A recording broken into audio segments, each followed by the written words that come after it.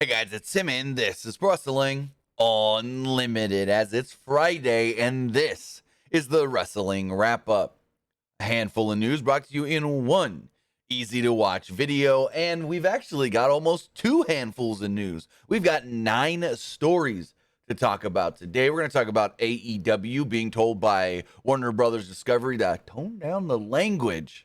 We're going to talk about what the heck's going on with Thunder Rosa and all the different conflicting report things. The Hall of Famer at tonight's SmackDown taping.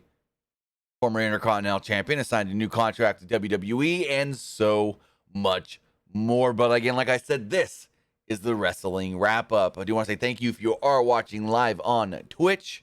If you are watching live, and I said that we were going to be live 30 minutes ago, I want to apologize. About 5 minutes before I was going to go live, got a phone call from a client that I'm doing a graphics job for, and they're like, okay, so we like this and this and this on the logo and the flyer and the banner, but we need this and this and this changed. And can we try this? And can we try that? And it was just a whole, and then they were like, and then can we take the banner, the 6-foot banner that we're going to put up in front of our building and have it kind of animated for our website as well, but we need it to be animated this way and look like this and do this and that, and is this possible and that, and it's just like, whoa, I can do it all.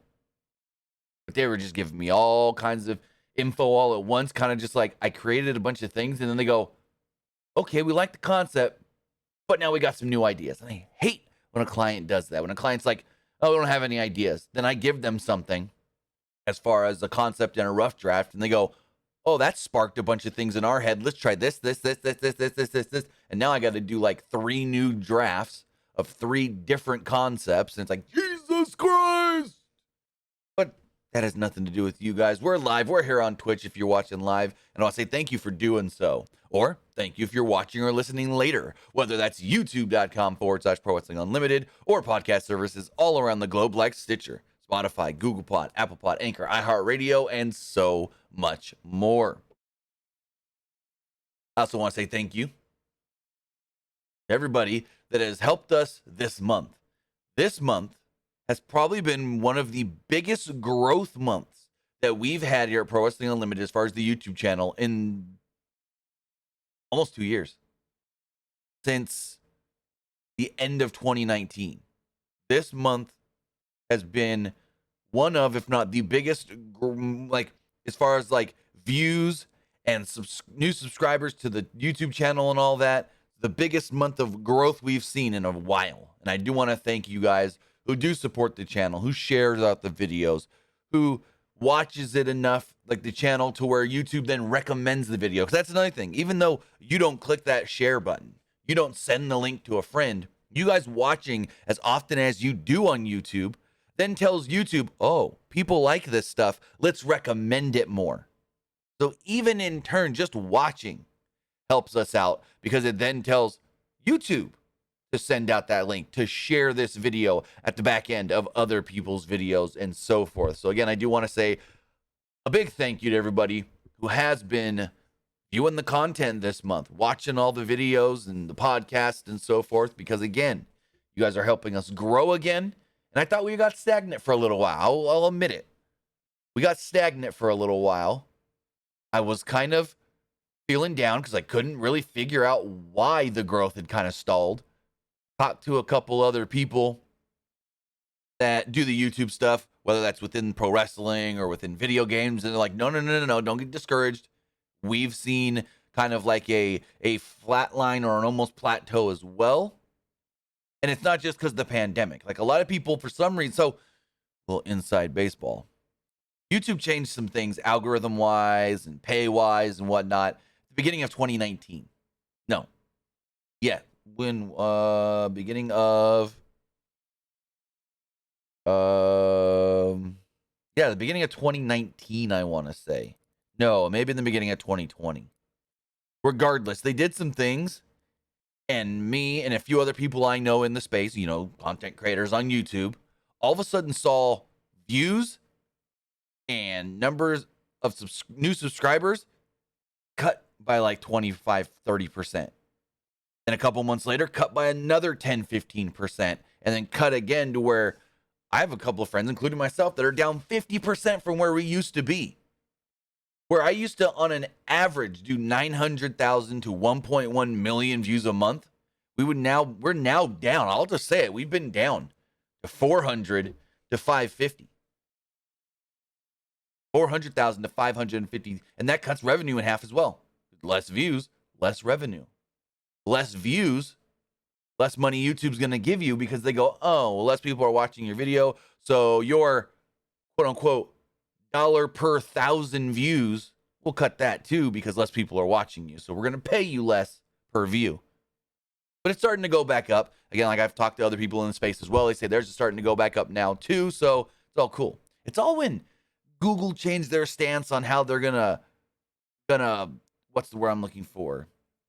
Do our taxes. Used to be Google would take taxes out before they would give us our pay for the month. Now they don't, and they put that all on us to put a percentage of our pay aside every month. And ever since they did that, ever since they said we're not going to take the taxes out for you anymore, that's when things started changing. Views started going down and growth started to stagnate.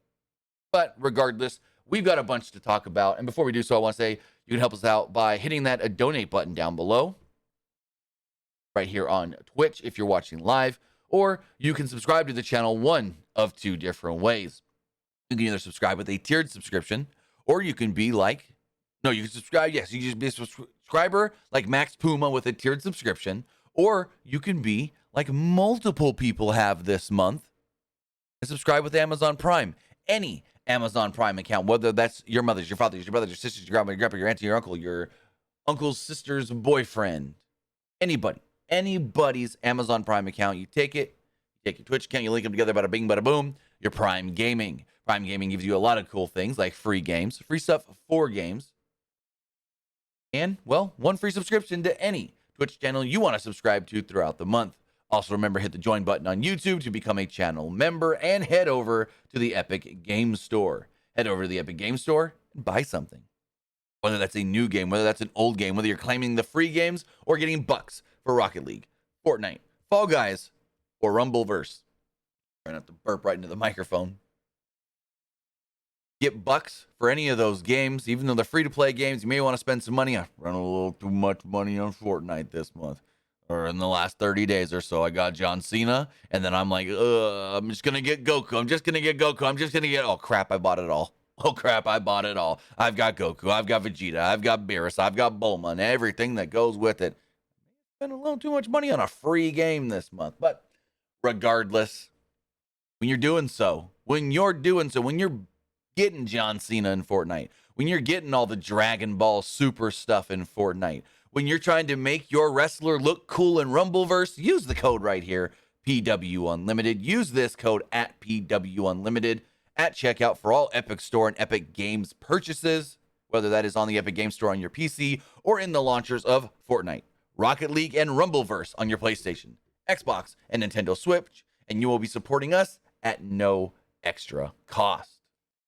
But as far as the first story we do have to talk about here, has to do with AEW being told, hey, damn wrestlers are cursing a little too much.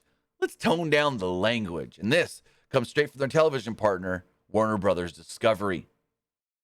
According to a new report from Dave Meltzer, he states, quote, word has gotten to the promotion AEW from WBD, Warner Brothers Discovery, that they'd like the language toned down. Now, we see a lot of harsh, I guess you could say, bad language used within All Elite Wrestling. Many wrestlers like to use the words shit and bitch. You don't use the F word or anything. We've seen that used before. I know Jericho's used it a few times in promos. I think Cody Rhodes may have used it once. But basically, Warner Brothers Discovery is like, you guys swear too much. You curse too much. Let's dial it back a little bit. Let's cut back on the swear words. I mean, in the promo that never aired on television, that was supposed to air on television in the little promo battle with Sammy Guevara and Eddie Kingston, they used the words shit and bitch a total of together, I want to say it was 7 times between the two of them and between the two words, shit, and bitch were used, I want to say, 7 times. Good question there. Magmalord says, what about middle fingers? Not sure. The report only states language. And I think middle fingers may be okay, because the whole thing of the language is families watching. If a father or a mother is watching Dynamite and their kids sitting on the ground playing but not paying attention, here's, you fat son of a bitch, shut the hell up, get the, I'm gonna kick the shit out of you.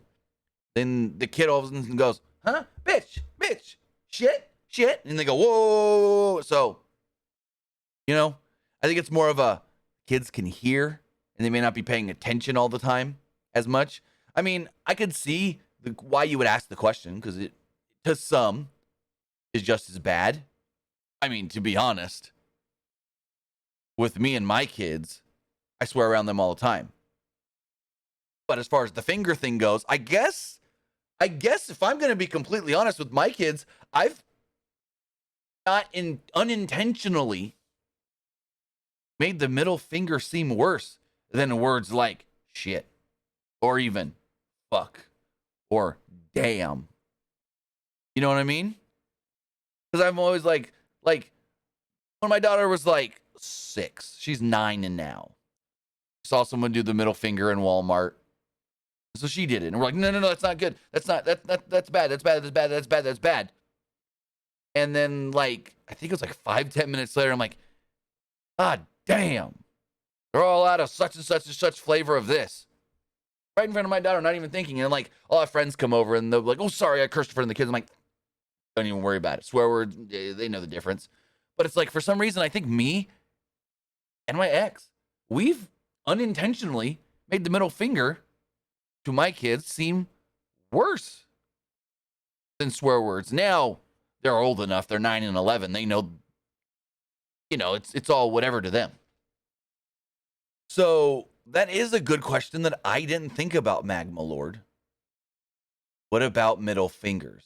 Because again, to some, the middle finger is worse than swear words. To some, swear words are worse than middle fingers. And to some, they're all just as bad, equally as bad, or equally not as bad. So that is a good question that we may need to ask. What about middle fingers? Because Moxley throwing up a middle finger all the time. He thinks he's Stone Cold Steve Austin. Mox is always throwing up a GD middle finger. What? And the other thing here is AEW is basically not scripted.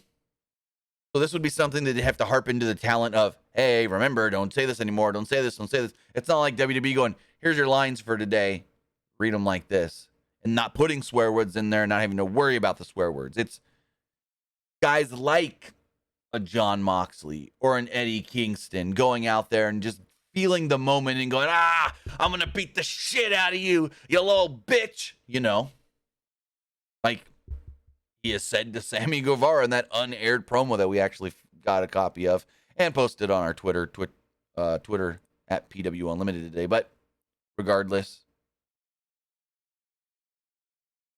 we'll see what goes down. But yeah, it's going to be interesting. It's going to be interesting to see where this leads to as far as the product does go. If they tone anything down, if the middle finger is as bad as swear words and so forth. So again, keep an eye on this one for sure. As we move into story number 2, we got to talk about AEW going to Canada for the very first time. They'll be going to Toronto in the, I want to say it's the Coca-Cola Coliseum. Yes, Coca-Cola Coliseum, October 12th and 13th. And according to WrestleTix, the show sold out instantly, which is really good to see. Really, really, really good to see.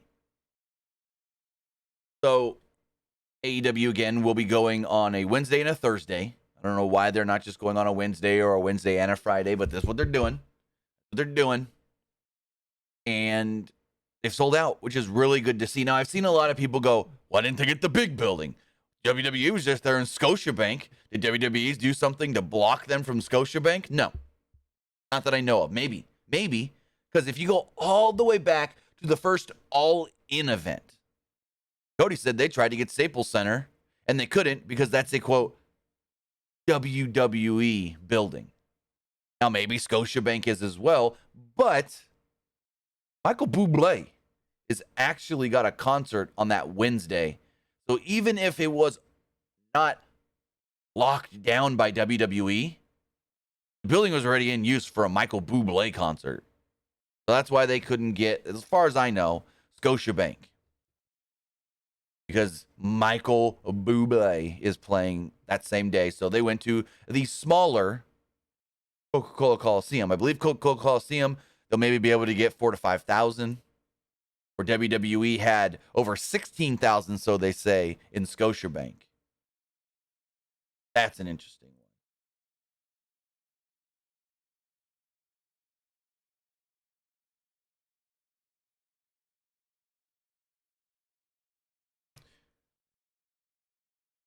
Speaking of ticket sales, story number 3 has to do with some WWE ticket sales. A Survivor Series sold out instantly. Instantly.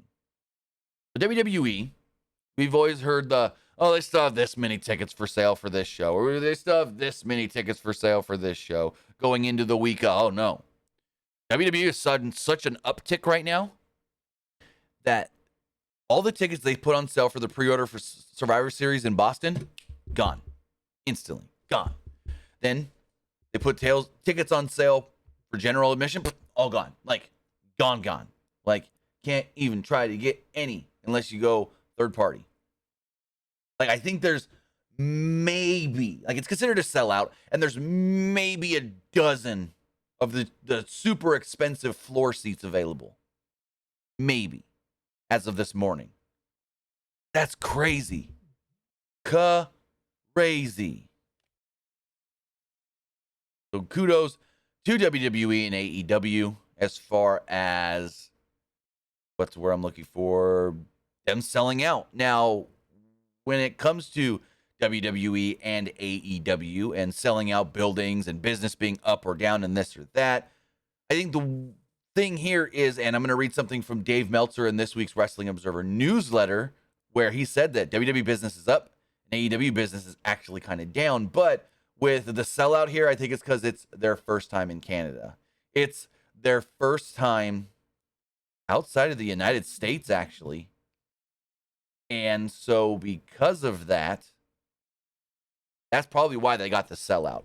But speaking of, I guess you could say, business things, and WWE being up right now and AEW being down, Dave Meltzer actually wrote the following in the Wrestling Observer newsletter, stating, "The fortunes of WWE and AEW have gone in opposite directions in recent months. WWE is doing great business-wise, with Raw at its highest point of the year and live show attendance up across the board. AEW last week did its second lowest 18 to 49 number of the year, and while live attendance was great in May and June, the last 2 months haven't been as good, aside from New York, Toronto, and Unscavali, Connecticut." I probably butchered that name. "Most cities are doing lukewarm," according to Meltzer. "For much of the year, Dynamite was drawing larger paid crowds than Raw and just behind SmackDown. In the last 2 months, the numbers have not been competitive. AEW hasn't slipped that much, but has slipped, and WWE has grown tremendously. Some will attribute this to Paul Levesque taking over for Vince McMahon, and that would be fair to a degree. Ratings for Raw have been up a lot. SmackDown hasn't been up nearly as much, although the past 2 weeks, with football moving the show, really is not an indication, so you can't." So basically, Meltzer's saying Raw's been up over the last month. SmackDown, there's a lot of markets they've been preempted for football. But it does appear that the swing fan who watches some but not all wrestling, but are open to all wrestling, are seeing Raw as the big show of the week, and SmackDown not as hot and AEW has fallen. Now, again, saying SmackDown's not as hot, I think, again, you can't really say when you look at the last couple of weeks with football moving it. Because I know here, football moved it a couple of times already. Meltzer would also go on to say, particularly with the audience that has carried it, AEW that is, since its inception, the 35 to 49 audience. Whether Raw being up and AEW being down is coincidental or one being up is key reason for the other being down is a difficult question to answer. But it was really coming right out of WrestleMania and not the departure of Vince McMahon, where you could see the shift. McMahon leaving may have made it stronger, but ticket sales were up for one group and down for the other, and that started before the Vince McMahon scandal. Absolutely, the scandal helped WWE ratings-wise for certain shows, and Raw, it boosted by the fact that people knew and know that they are going to get different things happening on the show. So, WWE, moving up. AEW, I wouldn't say they're going down, but they're starting to stagnate. They're starting to plateau, kind of like what I talked about earlier with the YouTube stuff for me and some others. We're starting to, we saw that good success early. Like I'm saying, from when I started the channel in 2015, we were a little success that first year, and then the next 3 years skyrocketed and then plateaued for a few years. Well, AEW, where are they? They're 3 years. What did I say? After about 3 or 4 years, things start to plateau sometimes.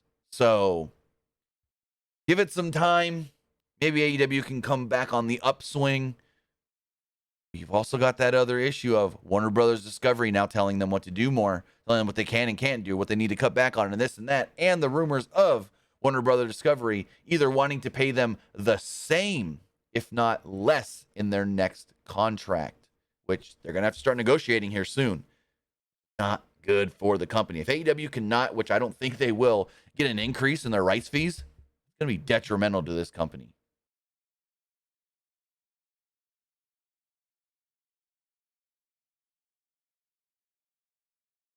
Give me 1 second. I got a message of something that could be something.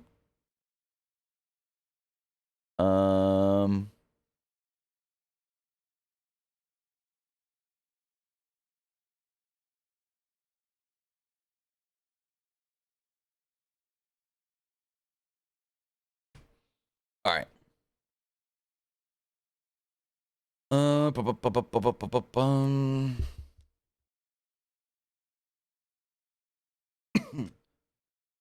Going into our next story here. Whoops. Story number 4 has to do with a Vince McMahon docuseries coming to Netflix. So we had heard recently, I want to say it was Denise Salcedo, who said, oh, the docuseries at Netflix, cut. No longer happening. Kabosh. Gone. Dunzo.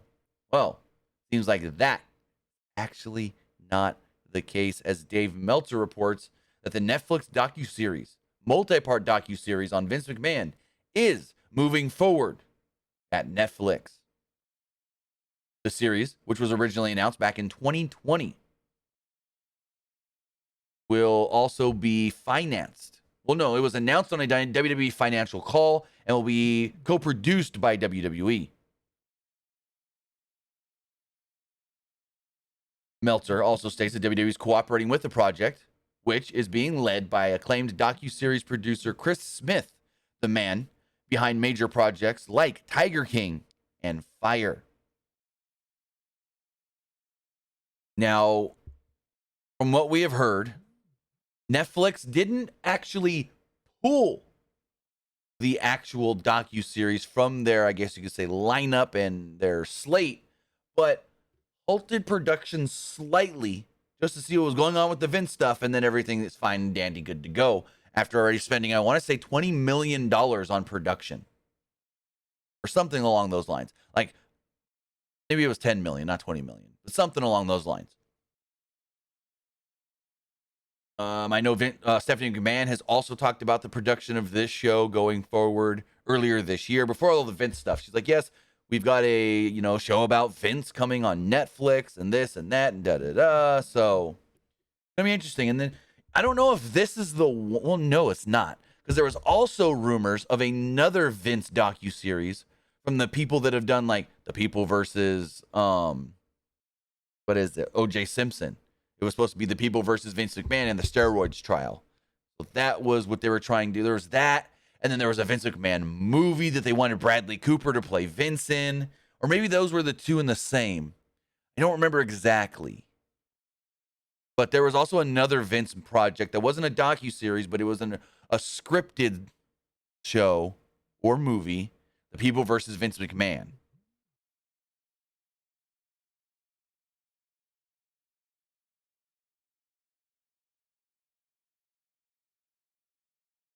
Give me 1 second, guys, to send this message.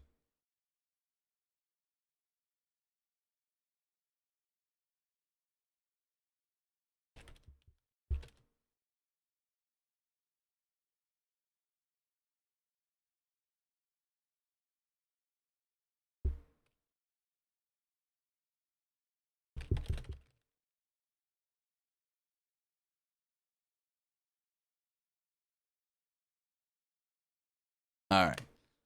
Apparently, people think Renee Young's coming back. We'll have to wait and see what all that is about. There's some interesting Instagram posts being posted today. But before we move, well, actually, no. Before we get to the ad, we got one more story, one little quick hit here from Tony Khan regarding tonight's Rampage. We're going to have some more CM Punk info on that show. Tony Khan tweeted out the following yesterday, stating, let's pull Tony's tweet up on the screen, actually. Why not? Tony Khan tweeted this yesterday, stating, tomorrow, on Friday night, AEW Rampage at 10 p.m. Eastern, 9 Central, will have exclusive backstage footage of CM Punk shot following his undisputed AEW World Championship match versus Jon Moxley yesterday on Wednesday night. So basically, they're going to follow up with the 3-minute match that did take place on Dynamite, where Jon Moxley did become the undisputed AEW World Champion, basically destroying CM Punk. And now the narrative of, did Punk come back too soon? Did Punk come back too soon? But before we get into our next news story, I'll talk about the sponsor of this video, and that sponsor is My Medic. Everybody bleeds, and there isn't a single person who may at one point need first aid now and then. There's no better way to keep yourself, your family, and your friends, or maybe even your coworkers, your enemies, your pets, anybody prepared for that inevitable time when you need first aid. But not just any first aid, a kit jam-packed with only the best supplies this earth has to offer. Whether you want a kit for your car, your house, your boat, your trailer, your range bag, your office, your pocket, My Medic has got you covered. My Medic has kits for every situation and for everyone. My Medic prepares you for those unexpected moments. Order right now with our link in the description or the comments right now, the chat. You'll be supporting us with getting 10% off your next order. Again, use our link in the live chat or in the description below. But heading over to mymedic.com, keeping sure that you and your family, your friends, your anybody are set for those unfortunate days when you may need a Band-Aid or something worse. My Medic has you covered for every situation that life throws at you to keep you safe. Moving forward, story number 6, as a former Intercontinental Champion, has signed a new deal with WWE. While speaking to BT Sports, Stu Bennett, or Wade Barrett, actually confirmed that he has signed a new 2-year contract with the WWE. Barrett, who departed WWE back in 2016, returned in August of 2020 as, I guess you could say, color commentator for NXT. He initially signed a 2-year deal with the company, and, well, he's back, staying with the company. He will stick with WWE. He told BT Sports that he is happy with the company, stating, quote, "I'm about to hit my 2-year anniversary. Just signed a new extension to my contract, actually. Last week, we agreed to the new deal. Very, very happy to be staying around with WWE and continuing my role with NXT. Thrilled to be in that environment. Loving it." So it is great to see that Wade Barrett is sticking around with WWE. He will remain on commentary for the company and maybe do more. I would love to see him put in different positions as well, on-screen roles and whatnot. I think, honestly, he would make a great general manager for NXT. You don't got Regal there anymore, so why not put Wade Barrett in that role of general manager or authority figure like a Adam Pearce is to the main roster? So kudos, Wade Barrett sticking around, not going anywhere. When we talk about NXT, we always got to talk about who could be called up next. In story number 7, well, we're going to talk about some call-ups coming soon. Dave Meltzer stated in the latest Wrestling Observer newsletter, quote, "The entire Legado group, with Santos Escobar, Walking Wild, Cruz del Toro, and Elektra Lopez, are going to the main roster.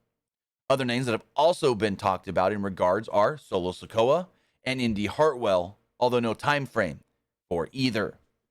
We basically did see 2 weeks ago at the Heatwave show, Santos Escobar, kabosh, cut, done with NXT, losing to Tony D'Angelo. Then we basically saw a segment on this week's NXT where Santos showed up in a black SUV after Legado del Fantasma felt dejected and lost, and basically told him, "Hey, come with me, get in, let's go." Maybe he's going to drive that black SUV all the way to SmackDown.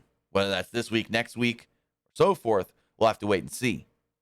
Remember, tonight's SmackDown, 2 shows being filmed tonight, just so you know. And they could show up on Raw. They could show up on Raw, but I feel like Legado del Fantasma would fit better on SmackDown.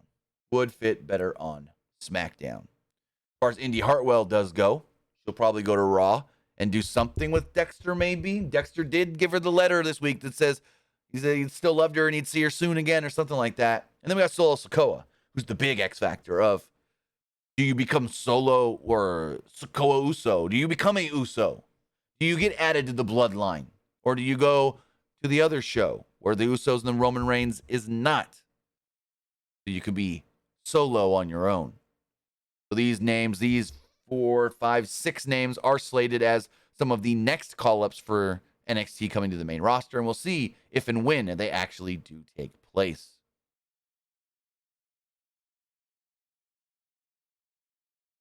Moving on to story number 8. We're going to talk about what the heck's going on with Thunder Rosa. There are so many conflicting reports. We got some right here. The first one comes from Fightful, as they stated, quote, "Fightful confirms Voices of Wrestling's reports that indicates that Britt Baker and Thunder Rosa, well, they can't stand each other, with that having been the case for well over a year. Still, the two attempted to remain professional and work with each other." Whoops, I just accidentally, there we go. "And from what we're told, remain open to doing so for the sake of simply doing their jobs." However, Jamie Hayter has also developed heat with Rosa after she got her nose broken in a match recently.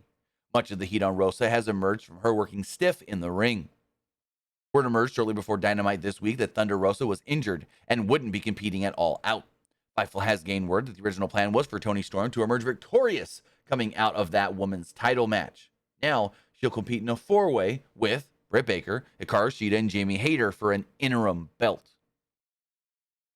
They state that we've had talent contact us on both sides regarding Rosa, with many saying that she's worked hard to get young people signed and booked in AEW, and others perceive her as developing an ego and being difficult to work with. Those that we've talked to who work with her at Mission Pro Wrestling have had positive things to say about her leadership when she's around. So then we've got all of that. And Voices of Wrestling are coming out, and they're like, there's something bigger here. Yes, she might be hurt. Maybe she is injured, but there's something bigger here. Because apparently, when the whole thing went down of her breaking Jamie Hayter's nose, according to Voices of Wrestling, she went and hid in the bathroom because she thought Jamie Hayter was going to come beat her ass. She thought Jamie Hayter was going to come after her legit shoot for breaking her nose. Voices of Wrestling goes, Thunder Rosa's been literally in their flagship show today. It's called the flagship show. They said today, and Voices of Wrestling said, it's kind of coincidental we're talking about Thunder Rosa's injury. We know Thunder Rosa has a legit back injury. She's been working through this legit back injury for many months now. And now all of a sudden, when things start heating up with backstage drama, she's too hurt to work. That's what Voices of Wrestling was saying, that there might be something more here that people aren't talking about. That maybe there is a suspension that they're covering up. Voices of Wrestling also said that there's been multiple suspensions throughout AEW that they don't like to talk about, that they don't want to bring up, that they either cover up or just don't mention. But they said that they're not debunking that she's hurt. We know she's been working with a bad back for many, many months. But the timing is just a little suspect of when all this heat started getting on her.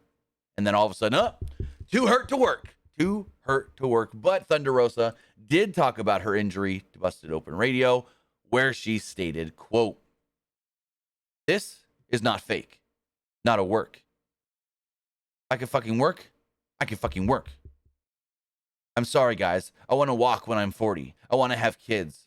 I have the right to say, no, I can't walk. I can't do it. I don't want to have surgery and be out longer. If anyone has a problem with me, anyone, call Busted Open. Call my number. You can tell me to my face. I don't hide from problems. I don't run from my problems. You can talk to me. My door is open. So, yeah, she's saying that her back injury is so bad that it's hindering her from just walking, I guess you could say. And then she did try to debunk the locker room issues here, but I've heard from enough people and enough different people with different sources that, yeah, this is something. Because, and so in that Voices of Wrestling thing, they were saying, we heard from somebody the whole bathroom hiding story. Then another wrestling journalist came to us to talk about that because they had heard it as well. But the thing is, they heard it from a different source. So if multiple people are hearing the same story, but from different sources, there's got to be something to it. There's got to be something to Thunder Rosa hiding from Jamie Hayter backstage. Just saying. Just saying. There's got to be something to that. If multiple different podcasters or wrestling journalists are hearing the same story, but not all from the same person, from different people, there's got to be something to it. As we move into our final news story of the day, I'm going to say right here, spoiler alert, regarding tonight's Friday night SmackDown. As we're not sure if this is for the first set of tapings, the live show tonight, or what's being taped for next week, but a WWE Hall of Famer is slated to be at SmackDown tonight. I'm going to give you guys a 5-second countdown. If you want to click off, if you don't want to hear this, 5, 4, 3, 2, 1. Let's go. JBL. Yes, JBL. John Bradshaw Layfield, the wrestling god. Actually slated for tonight's Friday Night SmackDown, according to a new report from Fightful. Well, Fightful doesn't really give much context as to how JBL will be used. They do say that JBL is set to appear on tonight's show, most likely the second show that will be filmed tonight. They initially put this report out last week, stating that former WWE champion JBL is slated to be used in some capacity at the SmackDown tapings. We don't know exactly what's going to go down with JBL tonight. JBL may appear on SmackDown next week. It seems like most likely next week. But with that, guys, that's everything we got for the wrap-up. We wrap up the wrap-up by telling you what you can expect tonight on SmackDown, because WWE has 4 things, count them, 4 things announced for tonight's show. First off, we do know that, well, the New Day will be returning. Last week, they were quote-unquote laid to rest by the Viking Raiders. They're coming back. They're coming back tonight. As far as action does go, we do know that Ricochet will once again be going one-on-one with Happy Corbin. Also in singles action, Drew McIntyre will be taking on Sami Zayn. And finally, we got a fatal four-way women's tag team tournament match with the teams of Dana Brooke and Tamina, Shotzi and Xia Li, Nikki ASH and Doudrop, Natalya, and Sonya Deville. The winning team will then move on to face Aaliyah and Raquel Rodriguez, with the winner of that match then moving on to Monday's Raw to fight for the titles. That is everything we so far know for tonight's Friday Night SmackDown. Also, Hot Rod Bubba says, what is wrestling God? It's JBL. You don't remember JBL back in the day when he would go, I am the wrestling God. Or he would go, the wrestling God. Or wrestling God. He would like, the inflections on the way he would say it would be different every time, but he always called himself, JBL always called himself the wrestling God. Dude, like, I am JBL, the wrestling God. Or I am JBL,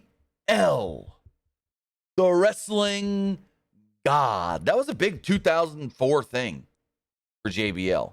Like, late 2000, mid to late 2003, 2004 thing. He would always call himself the wrestling God. Also, when he used to have his cabinet, when he had Amy, what's her name? Oh, it's on the tip of my tongue. I think it was Amy something. Amy, oh, it's gonna bug me. He also had the Bashams in his cabinet and whatnot. He had Orlando Jordan, part of his group. But yeah, JBL used to call himself the wrestling God. But with that, guys, I want to say thank you for joining me here. If you're watching live, twitch.tv/PW Unlimited, or if you're watching or listening later, youtube.com/Pro Wrestling Unlimited, or podcast services all around the globe like Stitcher, Spotify, Google Pod, Apple Pod, Anchor, iHeartRadio, and so much more. So with that, guys, have a great rest of your Friday. Have a great weekend. I'll see you tonight for Friday Night SmackDown. Have a good one, guys.